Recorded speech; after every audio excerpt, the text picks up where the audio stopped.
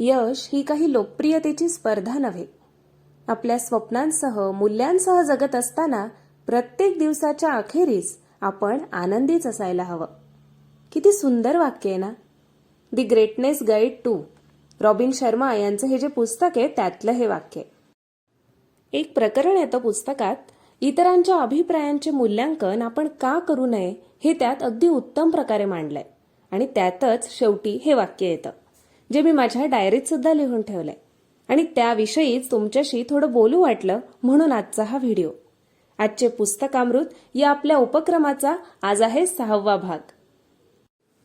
या आधीचे भाग जर तुम्ही पाहिले नसतील तर डिस्क्रिप्शनमध्ये लिंक दिलेली आहे, ते नक्की बघा.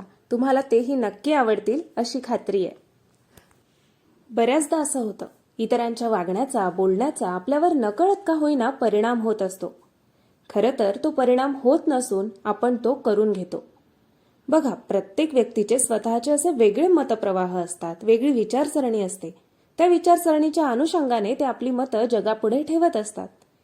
काही वेळेस असं होतं की त्यांची ती मतं आपल्याला इमोशनली डिस्टर्ब करतात. आणि जर असं होत असेल तर आपण त्या लोकांपासून इमोशनली डिस्टन्स मेंटेन करणं आपल्या फायद्याचं ठरू शकतं. लेखक म्हणतात, लोकांना तुमच्याबद्दल काय वाटतं यापेक्षा तुम्हाला स्वतःबद्दल काय वाटतं ना, हे जास्त महत्वाचं असतं. जर स्वतःच्या क्षमतांवर विश्वास असेल, आपली इच्छाशक्ती प्रबळ असेल, तर मला नाही वाटत की लोक काय म्हणतात याने फरक पडतो. खरं तर प्रत्येक दिवशी आपले जे काही विचार असतात, आपण ज्या काही कृती करतो, तसंच आपल्या भावना असतील, कल्पना असतील, आपण जितक्या बारकाईने त्याकडे बघत असतो तितक्याच बारकाईने लोक त्याकडे बघतात का? अजिबात नाही. म्हणजे आपण स्वतःला सर्वाधिक ओळखत असतो.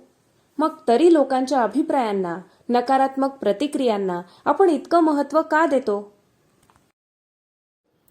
अर्थातच आपले विचार, आपली वागणूक, आपल्या इच्छा आकांक्षा आपण वेळोवेळी तपासत राहायलाच पाहिजे. पण लोक काय म्हणतील याबद्दल विनाकारण आपल्या मनात जी भीती आहे, जी धास्ती आहे, ती आपल्या विचारांना वेगळं वळण तर देत नाहीये ना, हेही आपण बघितलं पाहिजे. आपल्या मनाचं स्वातंत्र्य हे खूप महत्वाचं आहे आणि ते कुठल्याही परिस्थितीत आपण गमावता कामा नये. हे तुला जमणार नाही, हे तू करू शकत नाही, हे इतकं मोठं स्वप्न तू बघतोयस खरं, पण अरे ते स्वप्न म्हणूनच ठीक आहे, सत्यात उतरवणं फार अवघड आहे. जर लोकांच्या अशा बोलण्याला आपण महत्त्व द्यायला लागलो तर आपण स्वतःचं फार मोठं नुकसान करून घेत असतो. साहजिकच आहे, कारण जर त्यांच्या नकारात्मक विचारांचा प्रभाव इतका असेल तर मग आपण स्वतःच्या क्षमतांवरही शंका घ्यायला लागू. आणि मला वाटतं की हीच सगळ्यात पहिली पायरी आहे, स्वतःहून स्वतःचं नुकसान करून घेण्याची. कितीतरी लोक तर त्यांच्या ध्येयाची वाटचाल ठरवत असतानाही तडजोड करतात, केवळ लोक काय म्हणतील या भीतीपोटी. आणि या भीतीमुळे स्वतःच्या क्षमतांवर काम करणं ते सोडून देतात. ही भीती अपयशाच्या भीतीहूनही भयंकर असते. कारण कधी कधी ही भीती आपल्याला प्रयत्नच करू देत नाही आपल्या स्वप्नांसाठी, आपल्या ध्येयासाठी धडपडण्याचा. आणि मग आयुष्याच्या उत्तरार्धात काही लोकांना पश्चाताप होतो. तेव्हा त्यांना जाणीव होते की आपण स्वतःचं किती मोठं नुकसान करून घेतलंय याची. म्हणून जर हे नुकसान टाळायचं असेल तर मनाच्या स्वातंत्र्याला ओळखणं फार गरजेचं आहे. मॅन्स सर्च फॉर मीनिंग या अतिशय गाजलेल्या पुस्तकाचे जे लेखक आहेत व्हिक्टर फ्रँकल यांनी असं लिहिलंय की समोरच्याचं आपण सारं काही हिरावून घेऊ शकतो, पण त्याच्या मनाचं, पराकोटीचं स्वातंत्र्य आपण कधीच हिरावून घेऊ शकत नाही. आपली जीवनदृष्टी कशी असावी आणि आपण कुठल्या विचारधारेला आपल्याजवळ थारा द्यावा, कुठल्या विचारधारेला थारा देऊ नये, हे ठरवण्याचा संपूर्ण अधिकार आपल्याला असतो. आणि तो अधिकार आपल्यापासून कोणीही हिरावून घेऊ शकत नाही. केवढा मोठा विचार मांडलाय बघा.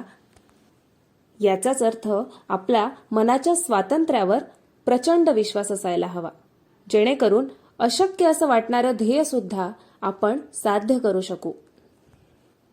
चला तर मग मित्रांनो, पुन्हा भेटूया एका नवीन विचारासह, एका नवीन गोष्टीसह.